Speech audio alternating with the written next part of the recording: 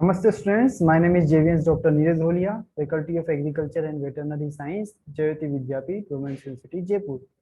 So today we are going to discuss a topic that is the bacterial cell structure, and this belongs to the subject agriculture microbiology. So we have already discussed the differences of the prokaryotes and the eukaryotic microbes. So many of the concepts are very already clear about the prokaryotes, and bacteria is the prokaryotic cell. So in this lecture, we will study specifically the structure of the bacteria. So bacteria are, first, they are the unicellular organism, and they have the simple structure. They have the reproduction through the binary fission generally, and sometimes they do the reproduction through the budding. So most of the bacteria, they are having the metabolic existence, independent metabolic existence and growth. And few of the microbial species, bacterial species, say for example, the chlamydia and the rickettsia, they are the obligatory intracellular organism. Intracellular means they live in the cell of the eukaryotic cell. So they are extremely small in size. They are having the size between 0.1 to 5 micron. But the exceptions are there. Okay, so they may be smaller, they may be larger.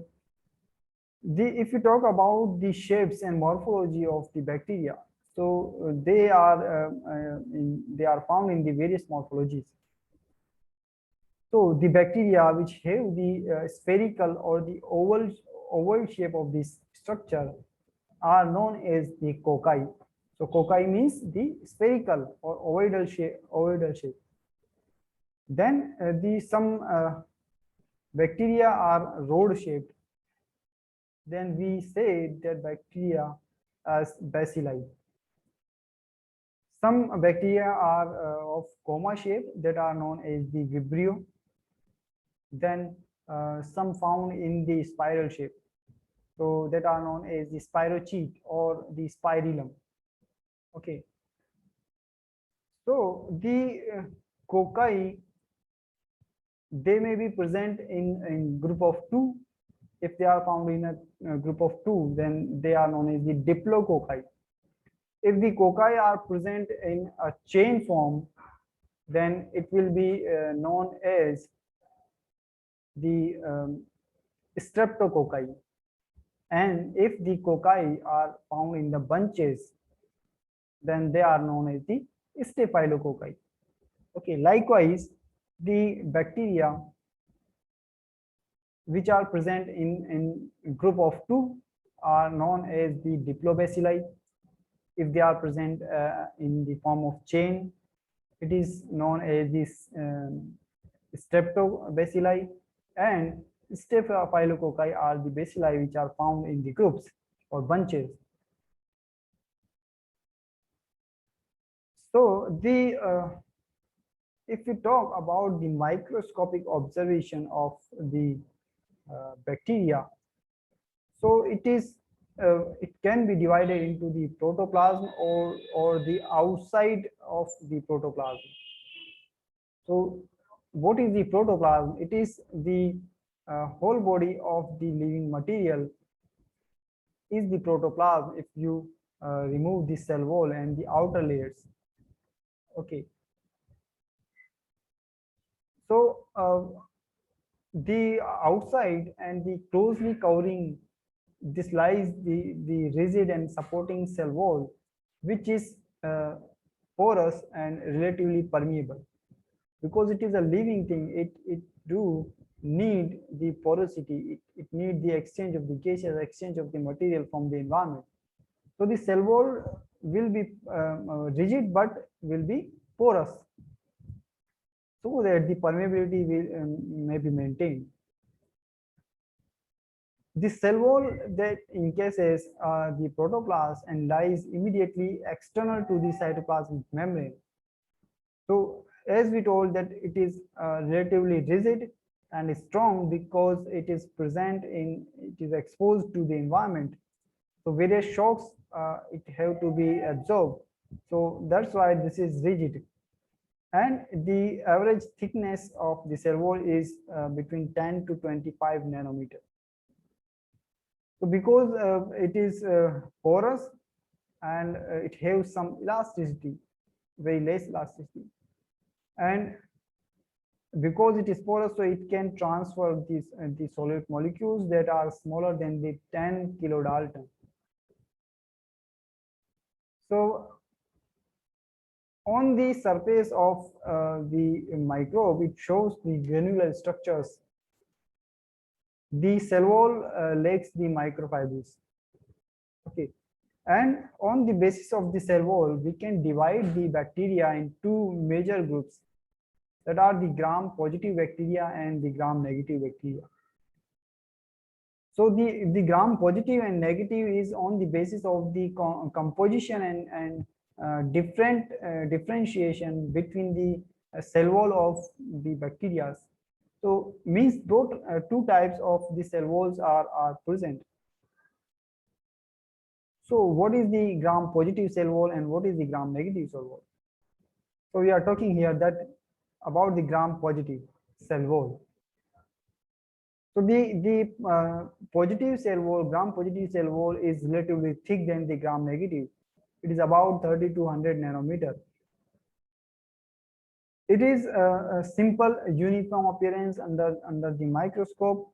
Specifically, we can observe the structure of the cell wall using the electron microscope. So the in the various species of the bacteria, around 40 to 80% of the cell wall is made up of the peptidoglycan, that is a polymer. And in this type of the cell wall, the saccule consists of the multi-layered peptidoglycan, which during the growth develops by the inside to outside mechanism.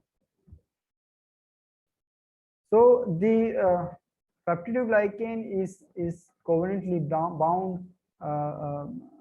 The covalently bound peptidoglycan are composed of the polymers, and the teichoic acid is present in the cell wall of the gram-positive bacteria. Typically, substituted polymers, glycerol phosphate or ribitol phosphate, are present. So in some bacteria, say for example the mycobacteria, the cell wall contains the lipids, while in the other strains of the Streptococcus, it contains the carbohydrates. So the composition of the cell wall can vary with the growth conditions. For example, in the bacilli, the availability of the phosphate affects the amount of the cell wall teichoic acid. So this was about the gram-positive cell wall, and in the gram-negative cell wall, it is thinner than the gram-positive cell wall, and it have the 5 to 20% of the cell wall material as the peptidoglycan. So the peptidoglycan of the gram-negative bacteria is located between the plasma membrane and an outer lipopolysaccharide membrane. So this lipopolysaccharide membrane is similar to the plasma membrane, but is less permeable and is composed of the lipopolysaccharide. So lipopolysaccharide is very important as the pathogenicity of the bacteria, and it is the characteristics of the gram-negative bacteria, gram-negative bacterial cell wall, lipopolysaccharide. And the amount of the lipid is higher in the gram-negative bacteria, and it is lesser in the gram-positive bacteria. Now the plasma membrane, because the bacteria has the plasma membrane, it is composed of the phospholipid, which contain a polar group and a fatty acid chain. So the phosphate end of the molecule is the hydrophilic, and it is attracted to the water. That is the hydrophilic, means uh, water loving species. The fatty acids are the hydrophilic, and the membrane also contain the protein. So typically 20 to 30% membrane, most of them are placed in the membrane, that the hydrophobic amino acid is associated with the lipids in the membrane, and the hydrophilic amino acids are outside the membrane interacting with each other, the cytoplasm. What is the function of the function of the plasma membrane? So they are selectively permeable, and they controls the movement of many things for the bacteria. Then some characteristic features are the fimbriae and pili, which are present in the bacteria. So they are somewhat similar, and they have some differences among them, the fimbriae and the pili. The fimbriae are somewhat elongated, pili are somewhat shorter. They are elongated or the hair-like proteinaceous structures which project from the cell surface. So they are specifically on those gram-negative cell, and fimbriae are typically 2 to 3 nanometer in diameter, and from 0.1 micrometer to several micrometer in the length. So they may occur all over the cell, and they may be localized. Then flagella is made up of the protein flagellins, and they are lower in number, generally 1 or 2, or they are helpful in the movement of the bacteria. So monotrichous, lophotrichous, or peritrichous type of the flagella may be present.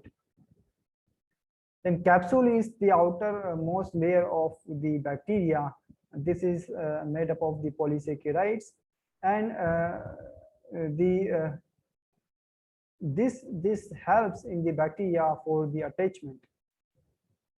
The bacteria have the plasmid, that is the characteristic of the prokaryotes, and it is the extracellular material. It have the size of 1 kilobase pair or over the 100 kilobase pair. So they have the capacity to autonomous replication, and the plasmids can transfer genes from one cell to another cell. The ribosomes is found in the prokaryotes are 70S, that is made up of the two subunits, that is 30S and the 50S subunit. And the function of the ribosome is the protein synthesis. Then the bacteria have they lack the mitochondria, but they have the mesosomes. So this is the convoluted multilaminated membranous bodies visible in the electron microscope, and they function as the mitochondria in the eukaryotes. Then they have the nucleoid. They do not have the nucleus, means the nuclear membrane is absent, but the nucleus is present. So the region where the nucleus is present is known as the nucleoid. So this was all about the structure of the bacteria. So hope you are satisfied with this detailed session. If you have any doubt, any query, you can write in the comment box. This session is powered by Digital Version 2, Jyoti Vidyapeeth, Women's University, Jaipur. Thank you.